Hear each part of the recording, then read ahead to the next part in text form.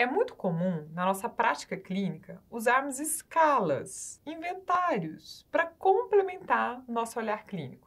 Por exemplo, você pode mandar uma escala para casa para os pais responderem sobre o comportamento de atenção, hiperatividade, impulsividade do filho, para complementar aquilo que você está vendo no consultório, através da observação clínica ou até mesmo dos resultados dos testes. Mas o que você faz quando você pega os resultados e observa uma discrepância entre o que foi respondido? Esse é o nosso tema do vídeo de hoje.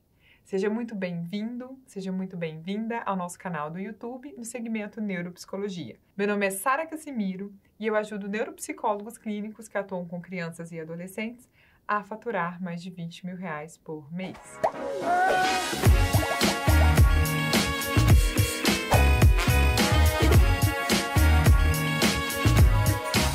É muito comum na nossa prática clínica a gente utilizar inventários, escalas, para complementar o nosso olhar. Então, por exemplo, eu posso falar assim, eu vou mandar a escala ETDAH para os pais responderem em casa.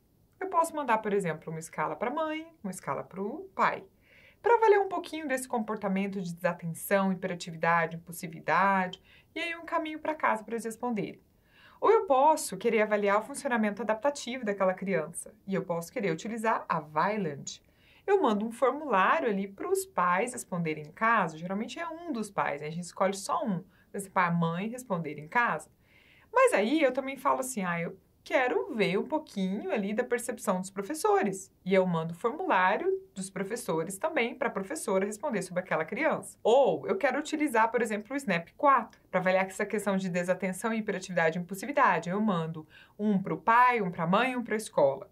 Ou eu quero aplicar a SRS 2. E aí eu resolvo aplicar na avó, na mãe, no pai, tudo para eu entender um pouquinho mais sobre essa criança.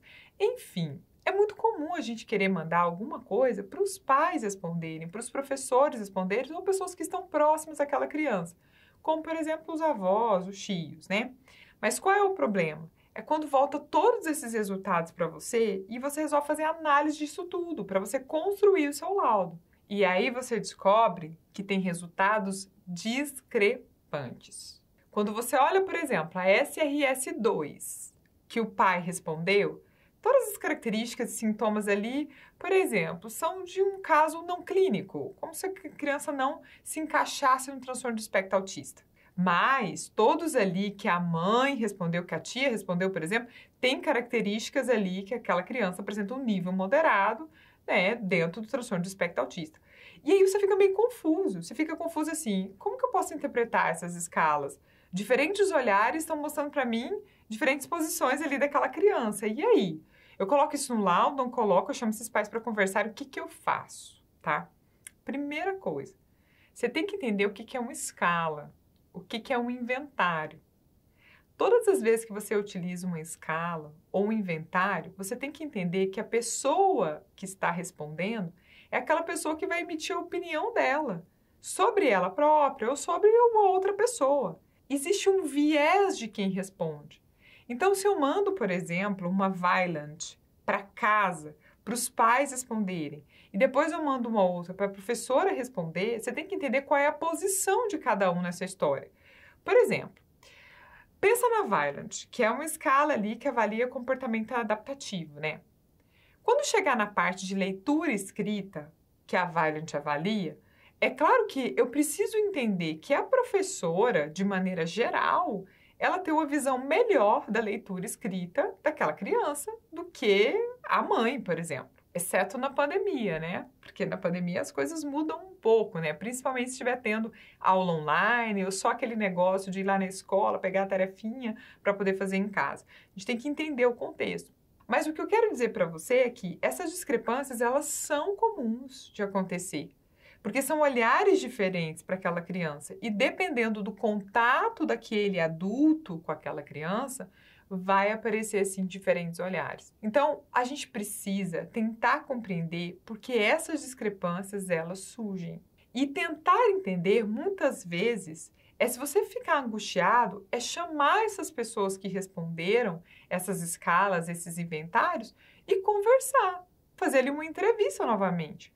Por exemplo, se você manda um ETDAH Paz, um para o pai, um para a mãe, e deu muito discrepante, chama esses pais para conversarem, esteja com a escala nas suas mãos e fale a verdade, fala, olha, eu chamei vocês aqui para a gente poder conversar antes de eu fazer a devolutiva do laudo do filho de vocês, do Joãozinho, é porque eu mandei para casa algumas escalas para vocês responderem. E aí voltou para mim um pouco diferente, um pouco discrepante as respostas. Eu quero entender. E aí você pode colocar item por item que deu muito discrepante para conseguir entender qual é o ponto de vista daquela pessoa. Você tem que entender que quando a gente utiliza uma escala, um inventário, existe um ser humano ali respondendo sobre o outro ser humano. Pode ser enviesado mesmo, pela história de vida da pessoa, ou muitas vezes até por um processo de negação. A gente observa, por exemplo, que alguns pais têm muita dificuldade de entender características psicopatológicas na criança, em compreender os sintomas, porque muitas dessas características eles também possuem. Então, eles admitirem naquela criança, consequentemente, eles estão admitindo neles. E isso é muito difícil, o processo todo é muito difícil. E a gente tem que compreender isso. Agora, mesmo que você não tenha essa conversa com essas pessoas para tentar entender essas diferenças, descreva isso no seu laudo. Você precisa descrever. Então, por exemplo, quando vem essa parte de escalas, inventários, eu gosto de colocar todos os resultados de testes da observação clínica com aquela criança tudo primeiro. E depois, no finalzinho, que eu coloco os resultados dessas escalas como um material complementar. É complementar. E aí eu vou descrevendo resultado por resultado de acordo com quem respondeu. E tento dar uma justificativa, tento entender, tá? Colocando assim, ó, é importante ressaltar, né, que essa criança ela tem contato ali com a mãe durante as atividades escolares em casa, é a mãe que cuida, é a mãe que está ali próximo, fazendo tudo. Por isso, pode ser com que a mãe perceba uma desatenção maior do Joãozinho que o pai não percebe, já que ele não participa dessas atividades escolares. Okay? Você está interpretando o processo. Pode fazer isso? Pode. É claro que você não vai mexer em nenhum resultado, você está colocando o que está acontecendo. Mas aí o que você está fazendo? Colocando uma interpretação, entendendo, mostrando que você entendeu o contexto, todo aquele contexto ali da criança. O que a gente não pode fazer é negar a discrepância. Falar assim, eu vou escolher essa resposta aqui, esse TDAH da mãe, porque eu acho que dá mais certo, tem mais a ver com o filho. Eu não vou utilizar esse dado do TDAH do pai. Utiliza dos dois, coloque os dois e coloque uma justificativa. Tenta entender por que essa discrepância, tá? Isso é importante. E se você é neuropsicólogo, assim como eu, e se você também tem dúvidas, muitas vezes, dessa prática clínica, coloque para mim aqui embaixo. Descreva aí sua dúvida, para que eu possa te ajudar. Toda quarta-feira nós temos um vídeo aqui no canal sobre neuropsicologia, que tem esse foco da gente discutir coisas clínicas, coisas da prática clínica. E eu preciso da sua ajuda. Escreve aqui o que você acha importante que eu fale para você. E não se esqueça de curtir, comentar, compartilhar esse vídeo com seus colegas e também se inscrever no nosso canal, ativando o sininho para receber notificações. Toda quarta-feira nós temos um encontro marcado aqui. Um abraço!